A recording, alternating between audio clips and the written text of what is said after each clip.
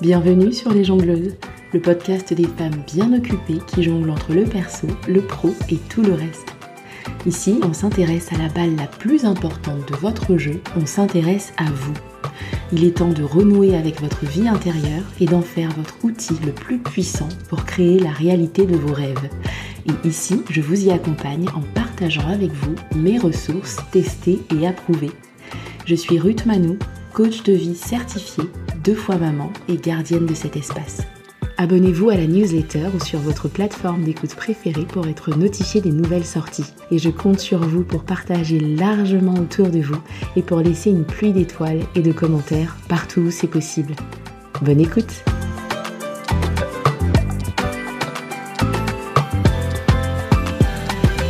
Hello mes jongleuses, j'espère que vous allez bien.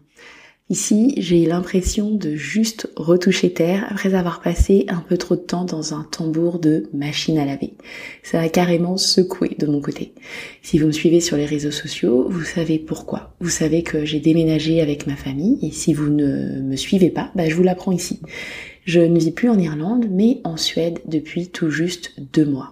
Et autant vous dire qu'entre le déménagement, les vacances d'été de mes enfants, la transition à gérer pour eux et aussi pour nous, dire au revoir, fêter des anniversaires en avance, et puis côté pro, continuer malgré tout à être présente pour mes clientes, le tout sans compter la charge émotionnelle et mentale, j'ai choisi de déposer quelques balles. Et en particulier celle de la communication et du contact avec ma communauté, notamment à travers le podcast. Enfin, quand je dis que j'ai choisi de déposer quelques balles, c'est pas vraiment tout à fait ce qui s'est passé. Parce qu'en fait, au début, j'ai essayé de garder toutes mes balles en bonne ex-Wonder Woman repentie. Je voulais absolument rien lâcher. Et puis, au fil des semaines, je me suis aperçue que ça tirait beaucoup trop sur la corde. J'ai commencé à reconnaître des signes de burn-out. J'ai compris que je puisais un peu trop dans des ressources que j'avais de moins en moins de temps pour reconstituer. Et là, j'ai compris. Et là, j'ai calmé le jeu. Donc, je ne vous cache pas qu'au début, ça m'a un peu donné l'impression que je capitulais, que j'abandonnais ou même que j'échouais. Et en fait, assez rapidement, j'ai senti que c'est exactement ce dont j'avais besoin et je me suis reposée. J'ai levé le pied et je me suis autorisée à poser le stylo partout. En tout cas, côté professionnel, parce que côté déménagement, je pouvais pas poser le stylo. Donc, je me suis autorisée à lâcher l'affaire, à poser quelques balles et c'était vraiment de ça dont j'avais besoin. Sauf qu'en même temps, pendant quelques semaines, voire pendant quelques mois, j'ai vraiment eu peur que ça ne revienne pas. J'ai vraiment eu peur de m'être cramée pour de bon. Surtout que tout était à reconstruire. On arrivait dans une nouvelle maison où j'ai eu du mal à trouver mes marques et absolument toutes les habitudes étaient à reconstruire ici au début. On devait prendre nos marques dans la maison, découvrir la nouvelle école, les routines, les rythmes, les devoirs. J'ai dû accompagner les émotions de tout le monde, de mes enfants en particulier. On a dû refaire notre cercle d'amis ici, forcément. On a dû gérer l'administratif lié à l'arrivée dans un nouveau pays, une nouvelle maison, une nouvelle école.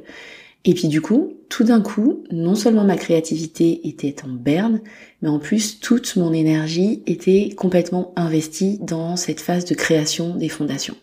Et puis, petit à petit, nos enfants ont commencé à s'y faire à leur nouvelle école. Petit à petit, les cartons ont commencé à disparaître. J'ai trouvé mon coin à moi dans la maison pour coacher et pour travailler. Et la découverte continue à absolument tous les niveaux.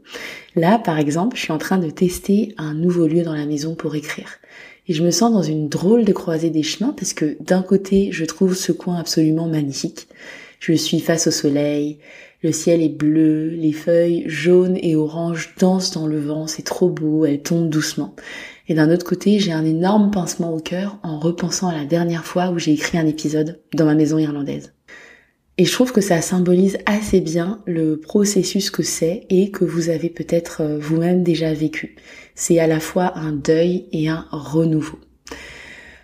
Enfin bref, je n'avais absolument pas prévu de vous partager tout ça dans l'épisode d'aujourd'hui, mais bon, c'est sorti tout seul. Du coup, j'espère de tout cœur que ça vous aidera, vous aussi, si vous traversez vous-même une phase de transition.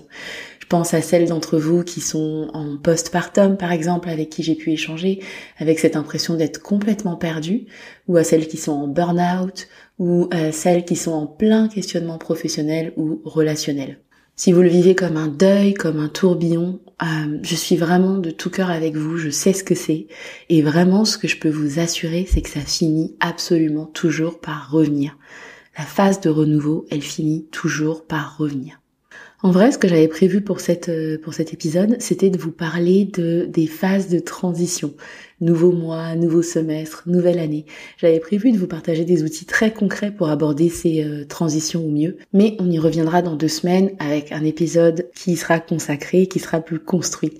En attendant, si vous êtes vous-même dans une phase de transition qui vous secoue votre fondation, ou qui n'était pas prévue, ou qui est particulièrement dure, il y a vraiment une chose avec laquelle j'aimerais vous laisser et que j'ai retenu de la phase de turbulence que je viens de vivre moi-même. Ce truc à retenir, c'est normal en fait de ralentir, c'est ok de réduire la voilure, c'est ok d'en faire moins.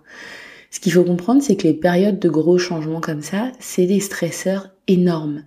C'est des périodes qui demandent de s'adapter, de changer ses habitudes, ses routines, et ça, c'est un stresseur pour votre corps, c'est un stresseur pour votre cerveau.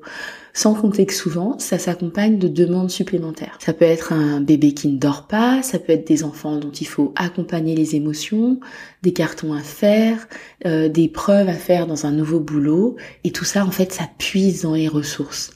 Donc, dès que vous pouvez, partout où vous pouvez, ralentissez. Prenez du temps pour souffler et pour vous ressourcer. Alors comment vous allez faire ça ? Ça, vous êtes la seule à pouvoir le décider pour vous-même. Ça peut être dormir plus, ça peut être en faire moins au travail ou à la maison, dans la zone en tout cas qui ne nécessite pas plus d'attention en ce moment. En tout cas, c'est vraiment à ralentir. C'est un peu vous mettre en mode économie d'énergie. C'est ça qui va vous permettre d'économiser vos ressources pour avoir de quoi faire face aux demandes supplémentaires de la période. Ensuite, si vous pouvez mettre des choses en place pour reconstituer ces ressources, c'est encore mieux. Ça va pas forcément se faire au même moment, même si c'est possible, mais voilà, c'est ça la phase d'après en fait. Personnellement, moi, une fois que je suis sortie du mode économie d'énergie et que j'ai recommencé à aller à la salle ou à me faire coacher, j'ai vu la différence. Mais encore une fois, vous êtes la seule à savoir si c'est le moment pour vous de sortir du mode économie d'énergie ou pas. Et enfin, la troisième chose que j'ai envie de partager avec vous, c'est faites-vous confiance. Faites confiance à vos capacités, faites confiance à votre cerveau, faites confiance à votre corps, faites-vous confiance, ça va revenir. Moi, je me souviens que je me suis beaucoup demandé si ça allait revenir. Le ça, c'est mes envies, ma créativité, mes idées, mon feu intérieur.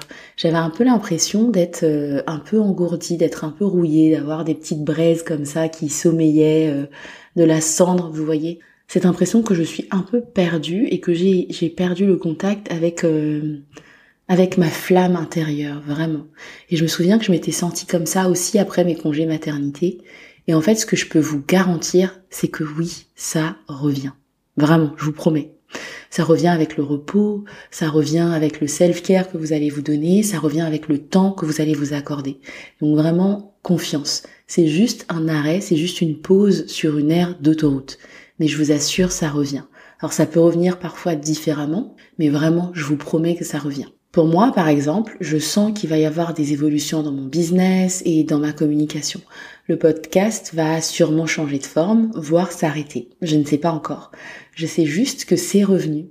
C'est revenu différemment et j'accueille ça avec joie et je laisse le temps aux idées de faire leur chemin. Voilà pour aujourd'hui mes chères jongleuses, c'était une joie absolue de vous préparer cet épisode. C'est sorti comme c'est sorti, il m'a surprise, mais c'est ce qui est sorti et je suis contente que ce soit ça qui soit sorti pour cet épisode de reprise. Je vous donne rendez-vous dans 2 semaines pour un nouvel épisode donc sur les transitions et d'ici là, prenez soin de vous.